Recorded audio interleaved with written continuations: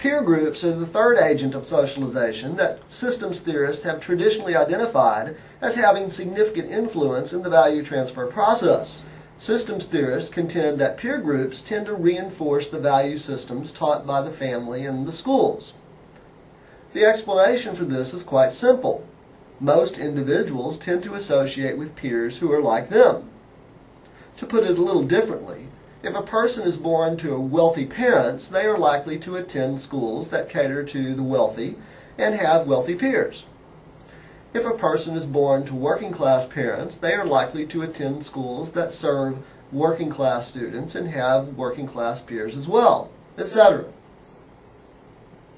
On the other hand, systems theorists caution that of all of the agents of the socialization process, peer groups have the greatest potential to challenge values taught by parents and schools. In this regard, peer groups are most influential at critical junctures in a person's life. Adolescence is one such juncture, and parents appear to appreciate the potential influence of peer groups. This is why parents worry so much about who their kids hang out with. All of their work to instill their children with the values they think are important can be undone very quickly if their child begins associating with the wrong type. The good news for parents is that often the undermining influence of peer groups appears to be temporary. Children who stray from their parents' conceptions of right and wrong frequently return when they become young adults. Ah, the power of the primacy principle. Other critical junctures include taking a new job, receiving a promotion or losing a job, moving to a new part of the country, going away to college for the first time, and experiencing upward or downward social mobility.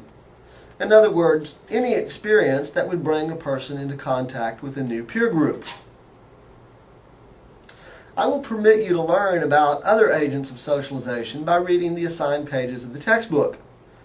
Many political scientists today place a lot of emphasis on the role of television, the internet, and other media, political parties, churches, and other institutions in their treatments of the socialization process.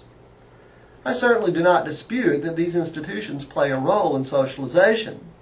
However, I would ask you to think about the level of socialization that these institutions affect. Remember, the maintenance and stability of our political system and civil society depends on the transfer of values that foster broad, diffuse support for the system. If it is successful at a macro or systems-wide level, the socialization process perpetuates those values, despite the differences in values that are socialized at the micro level.